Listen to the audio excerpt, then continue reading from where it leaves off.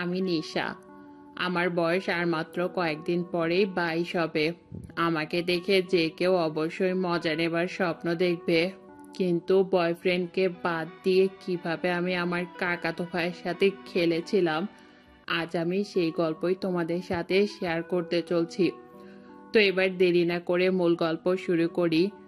রাজনৈতিক হালচাল খুব একটা ভালো না। ইউনিভার্সিটিতে হলে থাকা এক মহাবিপদ। হলে সিট রাখতে হলে অনেকের মন রক্ষা করে চলতে হয়। আমার কাকাতো ভাই আবির এবং ওর বন্ধু যখন এসব নিয়ে কথা বলছিল, ঠিক তখনই আমি ওকে ফোন করে গতানুগতিক গালি দিয়ে বললাম, এই গাধা তুই কই রে? আমার গালি শোনার পরও আবির আমাকে সহজভাবে বলল, এই তো সৌমিকের সাথে বাসার সামনে আড্ডা দিচ্ছি। তারপর আমি ওকে বললাম, আমাকে একটা কাজ করে দিতে হবে। অনুবৌদির কাছে আমার একটা জামা ঠিক করতে দিয়েছিলাম, প্লিজ একটু নিয়ে আসবি। আমার কথা শোনার পরে আবির আমাকে বলল, আমাকে দিয়ে কাজ করাচ্ছ? অন্তত ভালো করে তো বলতে পারো। ওর কথা শুনে আমি অনেকটা তাচ্ছিল্য করে বললাম, লক্ষ্মী ভাই আমার, আমার জামাটা নিয়ে আয় না প্লিজ। এইবার হয়েছে? আবির বলল, ঠিক আছে, আর ন্যাকামো করতে হবে না, আমি সৌমিককে সাথে নিয়ে যাচ্ছি। আমি তখন ফোন রেখে নিজের কাজে মন দিলাম। ঘন্টা খানেক পরে আবির বাসায় এসে আমাকে রাগ দেখিয়ে বলল, সব সময় দামি দামি জামা কিনে অনুবৌদিকে দিয়ে কি করো? ওর এই কথা শুনে আমিও রাগ করে বললাম, তোর এত কিছু জানার দরকার কি?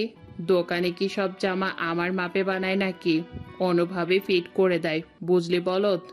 এই কথা শোনার পর আবির আমাকে কিছু বলতে চাইলো, ঠিক সেই সময়ের মুহূর্তেই আমি আদর মাখা কণ্ঠে বললাম, সরি ভাই, তোকে বলদ বলে ফেললাম। তুই আমার কত কাজ করে দিচ্ছিস, সেজন্য তোকে ধন্যবাদ। ও এবার রাগ না করে বলল, যাও যাও, এখন এই জামা গায়ে দিয়ে নিভিয়া লাগিয়ে বাহিরে হাওয়া লাগাও, না জানি তুমি কি কি করে বেড়াও। আমি তখন হাতের জামা দিয়ে ওকে মারতে গেলাম আর বললাম, এই জন্যই আমি তোরে বদর ডাকি, গাধা ডাকি। আমি বাইরে গিয়ে কিসের হাওয়া লাগাই? তারপর আবির আমাকে বলল, তুমি প্রতিদিন বাহিরে যাও, কোথায় যাও, কি করো, আমি কিন্তু সব কিছু জানি। ওর কথা শুনে আমি বললাম, হয়েছে এবার, আমার পেছনে তোর গোয়েন্দাগিরি করার দরকার নাই। আমার যা মন চায় আমি তাই করব। এখন আমার দেরি হয়ে যাচ্ছে। 2 দিন পর একটা বিশেষ কারণে আমার মন ভীষণ খারাপ। তাই মা আবিরকে ডেকে বলল, আবির, তুই কি জানিস নিশার মন কেন খারাপ? কিছুই বলে না, শুধু গোমরা হয়ে আছে। আবির বলল, জানি না তো কাকি, দিদি কি রুমে আছে? মা তখন ওকে বলল, হ্যাঁ আছে। এরপর আবির আমার রুমে এসে আমার চেহারা দেখেই বুঝতে পারলো সত্যি সত্যি কোনো একটা কারণে আমার মন কালো মেঘে ছেয়ে আছে। তাই আমার পাশেও বসে আমাকে জিজ্ঞেস করলো, দিদি তোর কি হয়েছে? আজ 2 দিন তোর গাধাকে আর গাধা বলছিস না, তোর কি কোনো কারণে মন খারাপ?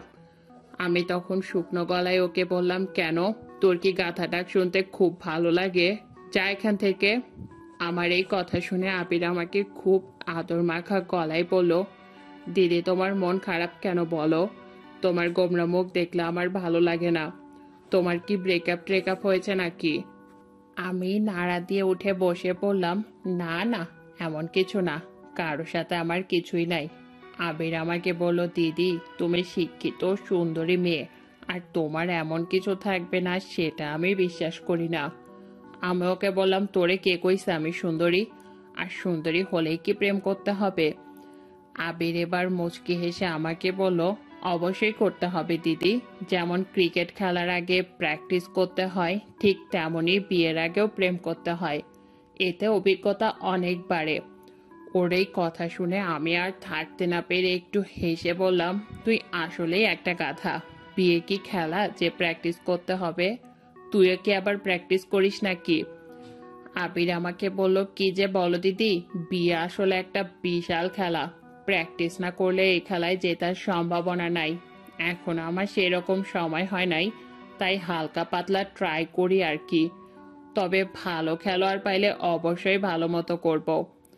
আমি বললাম, তাই নাকি, তুই আর ভালো খেলোয়াড়? আমার কথা শোনার পর আবির বলল, তুমি আমাকে গাধা ভাবতে পারো, আসলে আমি তা নই। বাইরে সবাই আমাকে হিরো মনে করে। আমি এবারও একটু তাচ্ছিল্য করে বললাম, তোর কথা একদম ঠিক। প্রতিটা প্রাণী জগতে একজন হিরো থাকে, আর তুই হলেই সেই গাধা সমাজের হিরো। সে যাই হোক, লেখাপড়া বাদ দিয়ে এখন কি হিরোগিরি করছিস নাকি? আমার কথা শুনে আবির আমাকে বলল, দিদি, গাধা কিন্তু অনেক ভার বহন করতে পারে, ওরা অনেক পরিশ্রমীও হয়। তোমাদের মতো মেয়েদের পরিশ্রমী মানুষ পছন্দ, তাই তুমি যখন গাধা ডাকো তখন আমার ভালো লাগে।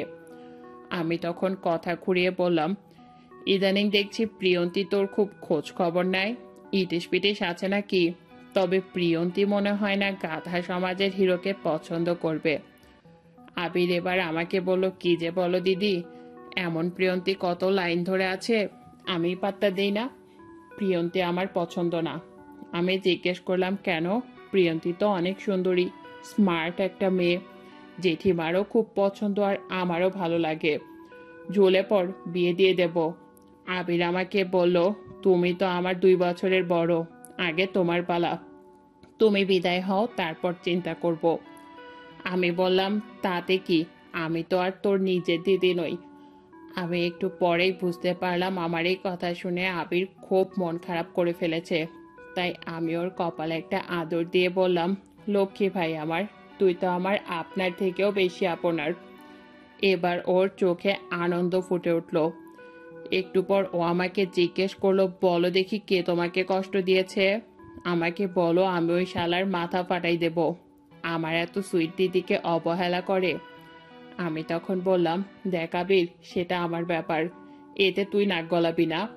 আর আমাকে অবহেলা করলে তোর কি, সেটা আমার ব্যক্তিগত ব্যাপার। আবির বলল, আমি জানি সেটা তোমার ব্যক্তিগত ব্যাপার, কিন্তু কাকি আমাকে বলছিল তোমার বিয়ে হওয়া দরকার, বয়স হয়ে যাচ্ছে, তাই এখনই সময়। কিন্তু আমার দিদি সবার সেরা সুন্দরী, কোন শালার এত বড় সাহস যে তাকে অবহেলা করে? আসলে ওই শালার কোনো রুচিই নাই। তখন আমি বললাম, আমি তোর দিদি, তাই আমাকে তোর খুব ভালো লাগে, কিন্তু সবাই আমাকে বোন মনে করে নাকি?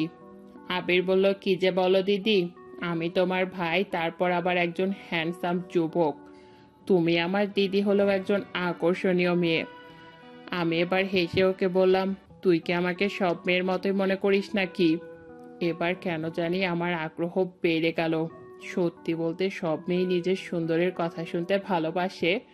তাই আমি আগ্রহ নিয়ে আবিরকে জিজ্ঞেস করলাম, প্রিয়ন্তীর চেয়ে আমার কি কি সুন্দর? আমার কথা শুনে আবির আমাকে বলল, দিদি, তুমি কি পাগল নাকি? কি কি সুন্দর বলতে গেলে তো সব কিছু নিয়ে কথা বলতে হবে, কিন্তু আমি সেটা বলতে পারবো না। তবে তুমি ওভারঅল সুন্দর। ওর কথা শুনে আমি হালকা লজ্জা পেয়ে গেলাম।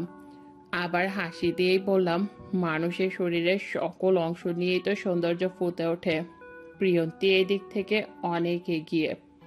আবির আমাকে বলল, দিদি, সব মেয়ে মনে করে সে অন্যের চেয়ে কম সুন্দর।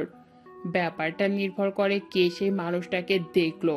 পুরুষের আগ্রহ বা দেখার চিন্তার ভিন্নতা আছে, অনেকের শেপ অনেক প্রকার। আমার কাছে তুমি প্রিয়ন্তীর চেয়ে অনেক এগিয়ে। আমি একদম মিথ্যা বলছি না, আমি একজন পুরুষের দৃষ্টিকোণ থেকে বলছি, ভাই হিসেবে নয়। You are fantastic. আমি এবার হাসি দিয়ে বললাম, ভালোই বাতাস দিতে পারিস তুই।